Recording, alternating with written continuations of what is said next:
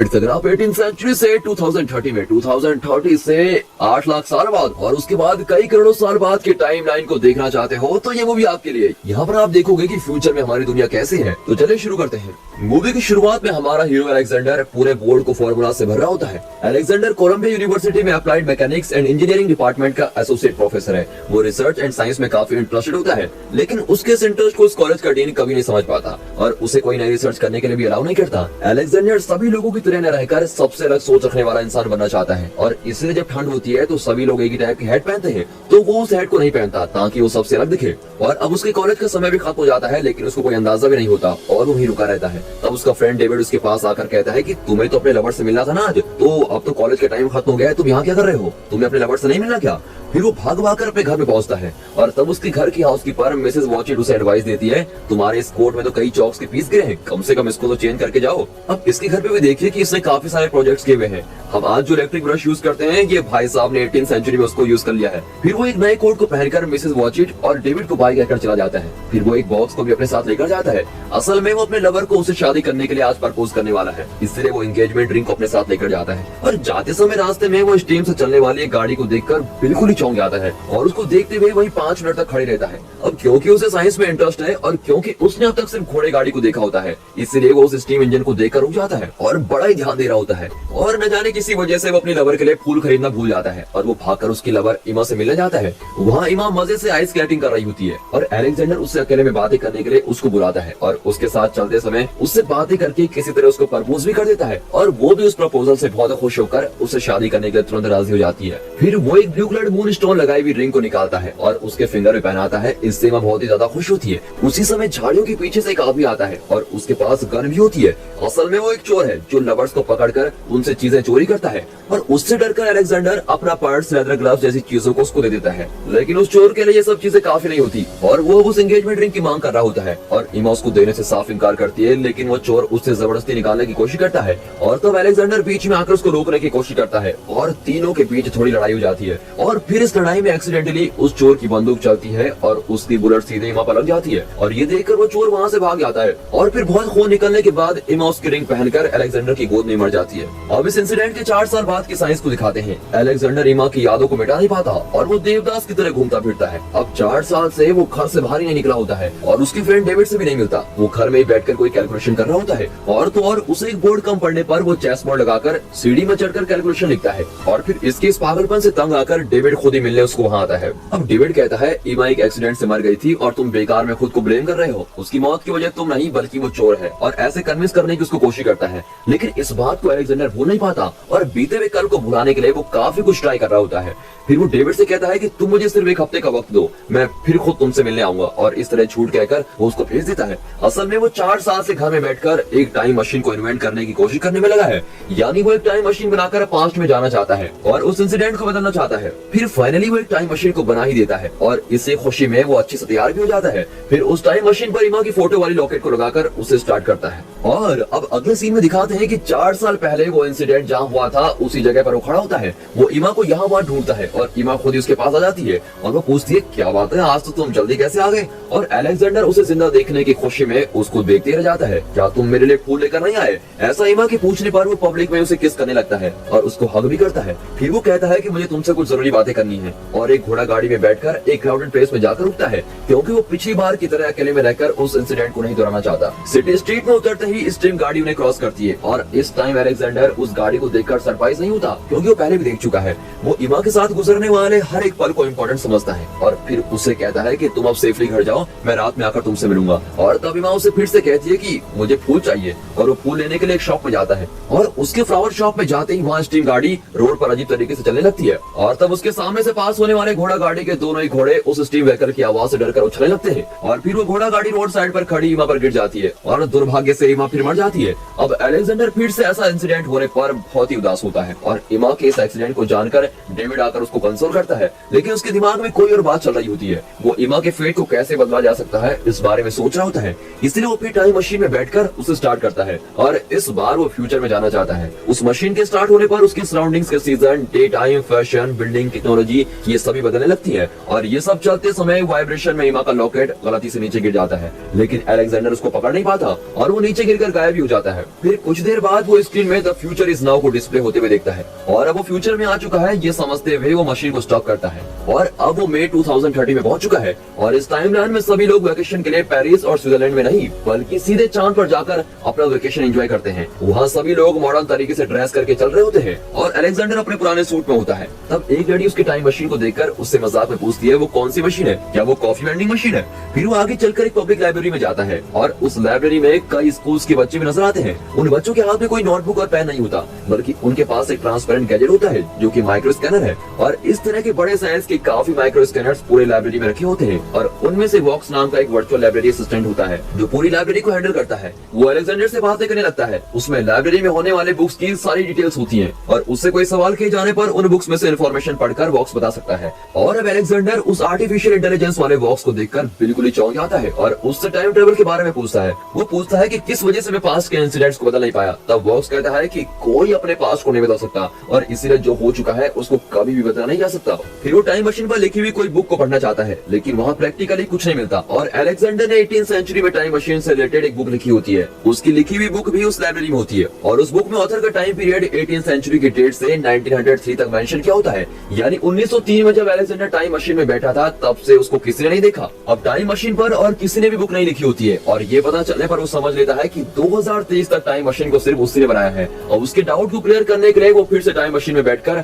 7 साल आगे चला जाता है, यानी कि अब वो 2037 में आ जाता है और तब देखते हैं कि पूरी न्यूयॉर्क सिटी बर्बाद हो रही है और रास्ते पर भी कोई इंसान नहीं दिखता और किसी को देखते ही पुलिस उनको अरेस्ट करके लेके जाती है। अब असल में हुआ ये होता है कि धरती पर जगह कम पड़ने से लोगों ने चांद पर जाकर घर बना लिए हैं और वहाँ रहना शुरू कर दिया है और कई सारी बिल्डिंग्स बढ़ने से चांद में कोई प्रॉब्लम हो जाती है और चांद 2 भागों में सेपरेट होने लगता है और इसके कारण चांद का वेट चेंज हो जाता है जिसकी वजह से उसका रोटेशनल ऑर्बिट भी चेंज हो जाता है और इससे वो धरती के रोटेशनल ऑर्बिट में आकर क्रैश होने लगता है और इससे धीरे धीरे धरती भी डैमेज हो जाती है और उस चांद को 2 हिस्सों में सेपरेट होते हुए देखकर अलेक्जेंडर तुरंत अपनी टाइम मशीन में जाकर बैठ जाता है और तब वहाँ अर्थक्वेक होने के कारण टाइम मशीन हिलने लगती है और इससे अलेक्जेंडर के सर पर चोट भी आ जाती है और गलती से उसका हाथ मशीन के गियर को आगे पुश करता है और टाइम मशीन स्टार्ट होकर फ्यूचर में जाती रहती है और वो कई सेंचुरीज पार करके आगे चला गया होता है और तब दिखाते हैं कि इस धरती पे सारे इंसान नष्ट हो गए होते हैं और सभी टेक्नोलॉजी भी गायब हो जाती है और हमारी धरती एक सूखी बंजर भूमि बनी रहती है। फिर बारिश आती है और उससे नदी बनकर बहने लगती और फिर घास फूस आती है। फिर इस धरती के एक बड़े जंगल को बदलते हुए देखते हैं। फिर अलेक्जेंडर भी होश में आता है और उस मशीन को स्टॉप करता है। अब इतने समय मशीन चलने से वो अब साल 8 लाख में आ चुका होता है और उसकी चेस्ट पर चोट लगने से वो बेहोश होकर वही मशीन पर गिर जाता है। अब कुछ देर बाद दिखाते हैं कि एक लड़की उसको अपने घर में ले जाकर ट्रीटमेंट दे रही होती है। इतने सालों बाद भी इस धरती पर इंसान रहते हैं। फिर जब वो ठीक होकर आंखें खोलकर देखता है तब वो एक लकड़ी के बनाए घर में होता है, लेकिन वो सभी घर जमीन पर न होकर नदी के साइड पे होने वाले चट्टानों पर होते हैं और वो बैम्बू स्टिक्स पर बनाए गए होते हैं और वहाँ के सभी लोग ट्रेवल करने के लिए बोट का इस्तेमाल करते हैं और वहाँ रहने वाले लोग भी वनवासी की तरह लगते हैं और उनकी भाषा भी नहीं होती और उन लोगों में से सिर्फ मारा नाम की एक लड़की ही इंग्लिश बोलना जानती है और ये वही है जिसने अलेक्जेंडर को बचाया होता है। अब बाकी के सभी लोग लैक्स नाम की लैंग्वेज में बातें करते हैं और वे सब अलेक्जेंडर को नहीं जानते, इसलिए वे एक दूसरे से कहते हैं कि इसको नदी में फेंक दिया नहीं। तब अलेक्जेंडर मारा से कहता है कि मैं एक टाइम मशीन के प्रयोग से फ्यूचर में आया हूँ, लेकिन इस बात को बाकी के लोगों को बताने से वो बिलीव नहीं करेंगे। ये सोचकर वो झूठ कहती है कि वो एक पागल इंसान है और इसे इसका नाम याद नहीं है और गांव के बारे में भी कुछ पता नहीं है। तब उस गांव का लीडर उसको घूरते हुए देखता है और बाकी के लोग उसको पागल समझकर छोड़ देते हैं और फिर अंधेरा होने लगता है। तब वहाँ के लोग अपने बोट्स को ऊपर उठाकर घरों के पास ही बांध कर रखते हैं और अब ये समझ में नहीं आता कि ये बोट को पानी में क्यों नहीं रख रहे हैं। अब अलेक्जेंडर मारा से बातें करता है और वहाँ के लोगों के बारे में जानता है। मारा उन लोगों को इंग्लिश सिखा रही होती है और वो लोग उसको इलॉय कहकर बुलाते हैं। मारा का एक छोटा भाई भी होता है जिसका नाम कैरन है और उसको भी इंग्लिश आती है। अब उस टाइम लाइन में इंग्लिश सबसे पुरानी लैंग्वेज होती है और बाकी के सारी लैंग्वेजेस मिट गई हैं। फिर मारा कहती है कि उसके पेरेंट्स यहाँ पर नहीं है और वो कहीं और चले गए हैं। अब उससे बातें करते समय वो आसमान में देखता है, तब चांद टुकड़ों में टूटकर आसमान में फैला हुआ नजर आता है। फिर वो मारा से पूछता है कि आप लोग अपनी बोट्स को ऊपर उठाकर क्यों रखते हो, क्या यहाँ पर भी चोरी होती है? तब मारा कहते हैं कि हम तो चोरी शब्द को जानते ही नहीं है, यहाँ चोरी कोई नहीं करता, लेकिन एक सेफ्टी के लिए हम वैसा करते हैं। अब उस रात अलेक्जेंडर को कोई डरावना सपना आता है और उसी समय मारा के भाई को भी कुछ ऐसा ही सपना आता है और वो उठकर मोरलोक मोरलो करके चिल्लाने लगता है और तब मारा आकर उसको किसी तरह दिलासा देती है।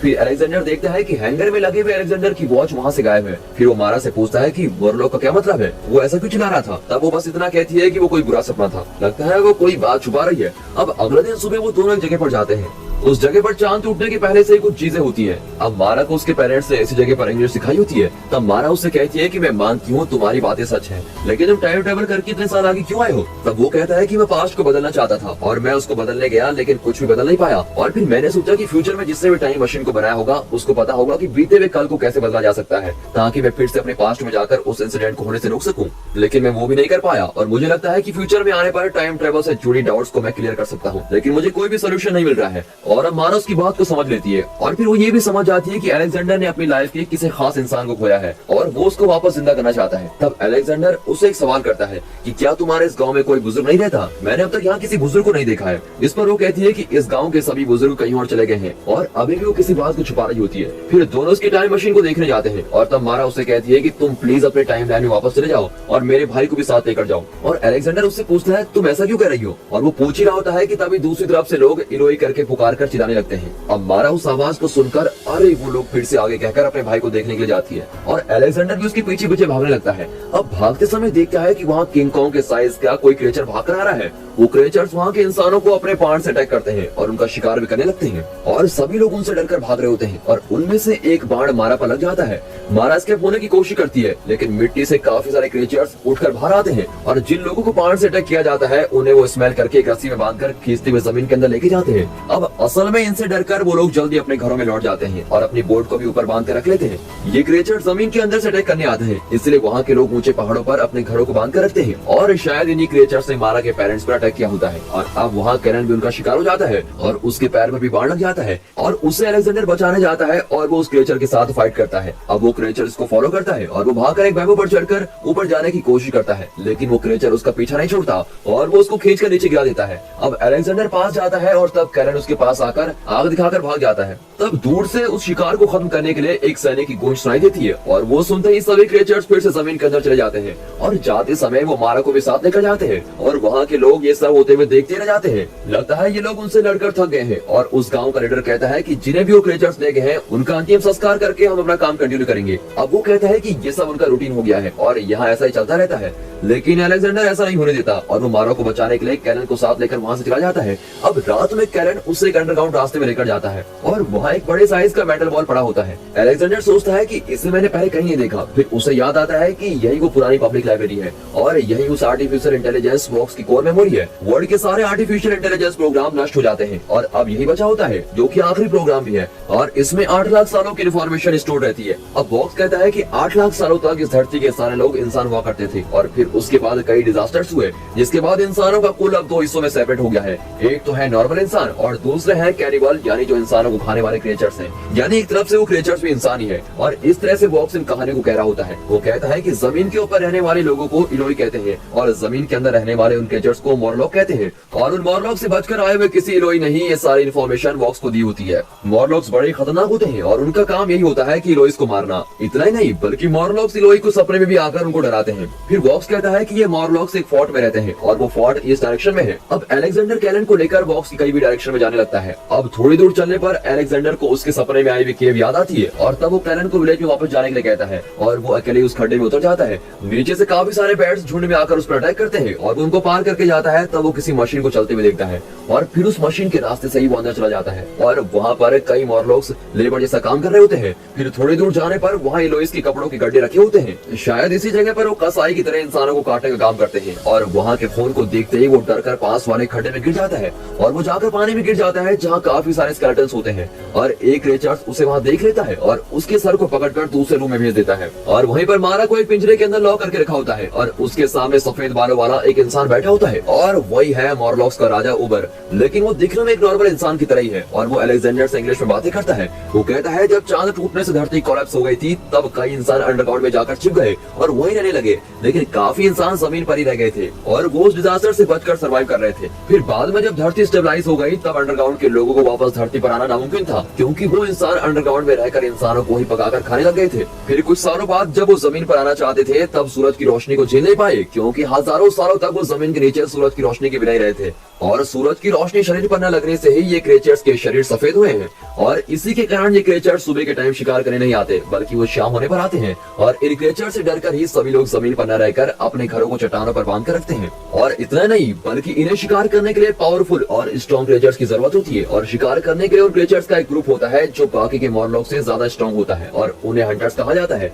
मॉर्लॉक से खाने की जरूरतों के लिए हंटर्स का ग्रुप बनाया गया है और यही हंटर्स इलोई लोगों का शिकार करते हैं और उन्हें शिकार करने के अलावा और कोई काम नहीं आता। उन्हें नॉर्मल इंसानों की तरह बातें करना भी नहीं आता, लेकिन किसी कम्युनिकेशन के बिना ही यूबर उनके दिमाग में जाकर उनको कंट्रोल कर लेता है। यानी इन मॉर्लॉक्स को टेलीपैथी के जरिए कम्युनिकेट करके उनको कंट्रोल किया जा सकता है और इसी पावर होने से ये राजा बनकर मॉर्लॉक्स की दुनिया को रूल कर रहा है। और ये राजा ही सबसे ज्यादा इंटेलिजेंट होता है क्योंकि इसी ने शिकार करने के लिए मॉर्लॉक्स की टीम बनाई होती है। अब अक्सर वो हंटर्स को जमीन पर शिकार करने के लिए भेजता है और वो लोग भी काफी इंसानों को लेकर आते हैं और उनमें से अगर लड़की आ जाए तो वो उसको अपने डिजायर के लिए रख लेता है। अब उबर्ट सिर्फ उन मॉर्लॉक्स के दिमाग को ही नहीं बल्कि किसी भी लिविंग बीइंग के दिमाग को A to Z पढ़ सकता है और इसी पावर से वो अब तक अलेक्जेंडर के दिमाग को पढ़ चुका होता है और उसे पता चल गया होता है कि वो एक टाइम मशीन के जरिए यहाँ आया है और उस टाइम मशीन के बारे में कई बातें जानने के लिए ही उसने अभी तक उसको जिंदा रखा होता है। फिर वो अपनी पावर को यूज करता है और अलेक्जेंडर के दिमाग में ईमा जिंदा है ऐसी इमेजिनेशन क्रिएट करता है। फिर वो एक ऐसा इल्यूजन क्रिएट करता है जिसमें अलेक्जेंडर और ईमा की शादी होती है और उन दोनों के 2 बच्चे भी हैं। फिर वो उसको एक और सच बताता है कि ईमा की मौत ही उस टाइम मशीन को इन्वेंट करने की मेन वजह थी। ये एक कॉज एंड इफेक्ट जैसा है। अब अगर वो उसी टाइम मशीन से पास्ट में ट्रेवल करके ईमा को बचा लेता है तो वो ईमा के साथ शादी करके बच्चों के साथ जी रहा होता और तब वो मशीन को इन्वेंट नहीं करता। यानी ईमा मरने से ही उसने टाइम मशीन को इन्वेंट किया था और अगर ईमा जिंदा होती तो वो टाइम मशीन को नहीं बनाता और टाइम मशीन के ना होने पर वो यहाँ तक भी नहीं पहुँच पाता और अगर उसको यहाँ पहुँचना था तो ईमा का मरना जरूरी था। और यूबर इसी बात को समझाना चाहता है और इसे ही टेम्पोरल पैराडॉक्स कहा जाता है और लगता है कि टाइम मशीन के जरिए टाइम ट्रेवल करके यूबर से ही उसे ये इन्फॉर्मेशन मिलनी थी और यही उसका फ्यूचर था और इस फ्यूचर को सच करने के लिए ही वो ईमा को जिंदा नहीं कर पाया। ये सभी बातें कहकर यूबर उसे कहता है कि तुम अब अपने टाइमलाइन में वापस लौट जाओ और वो उसकी टाइम मशीन को लाकर उसके सामने खड़ा कर देता है। तब अलेक्जेंडर उस पर बैठकर कुछ सोचता है और यूबर से अपने वॉच को मांगता है। यूबर उसे उसकी वॉच देने के लिए उसके पास जाता है और उसको खींचकर अपनी टाइम मशीन पर बैठ जाता है। अब मशीन पास्ट में जाना शुरू हो जाती है और दोनों टाइम मशीन पर ही लड़ने लगते हैं और फिर यूबर अपनी नाइफ से उस पर अटैक करने की कोशिश करता है। फिर यूबर उसका गला घोटने लगता है और तब अलेक्जेंडर प्रेशर पंप को यूज करके उसके चेहरे की तरफ घुमा देता है और धुआं चेहरे पर आते ही यूबर लड़खड़ाकर मशीन के उस बबल से बाहर जाता है, लेकिन वो अलेक्जेंडर के गले को दबाकर रखता है और तब अलेक्जेंडर बड़ी मेहनत से गियर को फ्यूचर की तरफ पुश करता है और अब मशीन फ्यूचर में जाने लगती है। अब टाइम मशीन में न होने से यूबर बूढ़ा होने लगता है और फिर वो मरकर स्केलेटन बनकर राख हो जाता है। फिर उससे बच जाने पर अलेक्जेंडर टाइम मशीन को रोक देता है और इतने समय में अलेक्जेंडर करीबन 7 करोड़ साल आगे आ चुका होता है और वो अपने सराउंडिंग्स में देखता है कि धरती एक नरक जैसी बन गई है और वो जहाँ भी देखता है वहाँ मॉर्लॉक्स की केव के अलावा कुछ नहीं होता। फिर वो समझ लेता है कि ये मॉर्लॉक्स इतने करोड़ों सालों तक भी जीवित है और इंसानों को मारकर खा चुके हैं और अब वो जमीन पर ही रहने लगे हैं। अब वो फिर से मशीन को पास्ट में ले जाकर मारा के टाइमलाइन में जाता है और मारा को उस पिंजरे से बाहर निकालता है। फिर वो अपनी गाड़ी को जानबूझकर टाइम मशीन के व्हील के बीच में फंसाकर उसे ऑन करता है। अब व्हील के बीच में वॉच फंसने से हमेशा की तरह उसमें बबल फॉर्म होता है और वो अजीब तरीके से घूम रहा होता है। फिर वो मारा को उस जगह से तुरंत बाहर लेके जाता है। उसी समय उनके पीछे आने वाले एक हंटर मॉर्लॉक उन पर हमला छोड़ देते हैं और इससे गुस्सा होकर मारा उस मॉर्लॉक को एक बड़े हथौड़े से जोर जोर से मारकर गिरा देती है। अब अलेक्जेंडर के सीन में बाण लगने से उसकी स्मेल से अंदर के सभी मॉर्लॉक उन्हें अटैक करने आते हैं। फिर वो दोनों उनसे बचने के लिए तेजी से भागने लगते हैं और अब फाइनली वो केव के एंड तक पहुंच जाते हैं। वो ऊपर चढ़ने लगते हैं और तब ऊपर उस गांव के लोग वहां वेट कर रहे होते हैं। लगता है कैरन ने उनको सब कुछ बता दिया होता है और यहाँ टाइम मशीन में इसने जो गड़बड़ की होती है उससे मशीन तेजी से घूम रही होती है। असल में उसने टाइम मशीन को एक बॉम्ब जैसा बना दिया होता है और उस जगह पर एक पावरफुल एनर्जी क्रिएट हो रही होती है। एक समय आने पर वहाँ बहुत ही बड़ा ब्लास्ट होता है और उससे रिलीज होने वाली एनर्जी उस पूरे केव में फैल जाती है और वहाँ के सारे मॉर्लॉक्स को नष्ट कर देती है और उस एनर्जी के खड्डे से ऊपर आने के पहले ही गांव का लीडर उन दोनों को ऊपर खींच लेता है। फिर वो सभी लोग वहाँ से एक साथ दूर भागने लगते हैं और तब वो एनर्जी उस खड्डे से ऊपर तक आकर उस केव को भस्म कर देती है और अंडरग्राउंड के सारे मॉर्लॉक्स अब उस एनर्जी से नष्ट हो चुके होते हैं और इस ब्लास्ट को होते हुए अलेक्जेंडर और गांव के लोग दूर खड़े होकर देख रहे होते हैं और सोचते हैं कि फाइनली उन क्रिएचर से उनको छुटकारा मिल गया है। और तब माना अलेक्जेंडर से कहती है कि तुमने हमें बचाने के लिए अपनी टाइम मशीन को नष्ट कर दिया, अब तुम अपनी टाइमलाइन में कभी भी वापस नहीं जा सकते और वो उसके लिए सॉरी भी कहती है। तब वो कहता है कि वो एक मशीन ही तो है, कोई बात नहीं। अब अलेक्जेंडर ने सिर्फ मारा कोई नहीं बल्कि उस पूरे गांव को बचाया होता है और उनके पूरे वंश को बचाया होता है और वो मानता है कि वो लोग इस धरती को हरा भरा और सुंदर बना देंगे। अब मारा भी अलेक्जेंडर का हाथ पकड़ लेती है और दोनों एक दूसरे को पसंद करते हैं। फिर दिखाते हैं कि वॉक्स उस गाँव के बच्चों को इंग्लिश की कहानी सुना रहा होता है और बच्चे उन्हें मजे से सुन रहे होते हैं और यहाँ अलेक्जेंडर मारा और कैरन को उसके घर का लोकेशन बता रहा होता है। वो उसकी टाइम मशीन के लोकेशन से उनके घर के सारे रूम्स के लोकेशन को बता रहा होता है और इस तरह अलेक्जेंडर अपने फ्यूचर में सेटल हो जाता है। लेकिन पैरेलल में उसकी ओरिजिनल टाइमलाइन यानी 18th सेंचुरी में मिसेस वॉचिट डेविड से कहकर परेशान होती रहती है कि वो कहाँ गया। तब वो कहता है कि वो कहीं जाकर अपने पसंद की लाइफ जी रहा होगा और इस बात से हमें बहुत ही खुश होना चाहिए। फिर डेविड उसकी लैब को टेक ओवर करके आगे क्या करना है इस बारे में सोचता है और अलेक्जेंडर के इन्वेंट किए हुए आइटम से यूज करके उनसे कुछ प्रोडक्टिव काम करता है। अब डेविड मिसेस वॉचिट को अपने घर में हाउसकीपर बनकर रहने के लिए कहता है और तब वो कहती है कि ठीक है, अलेक्जेंडर के यहाँ वापस लौटने तक मैं तुम्हारे घर में काम करूंगी और वो डेविड के साथ चली जाती है और आखिर में डेविड उस लैब को संभालते हुए उसके हेड को निकाल कर फेंक देता है। लगता है अब इसे अलेक्जेंडर की एडवाइस समझ आ गई है और वो भी सबसे अलग सोच रखने वाला इंसान बनकर रहना चाहता है। और दोस्तों, इसी के साथ ये मूवी यहाँ पर खत्म होती है। And finally thanks for watching.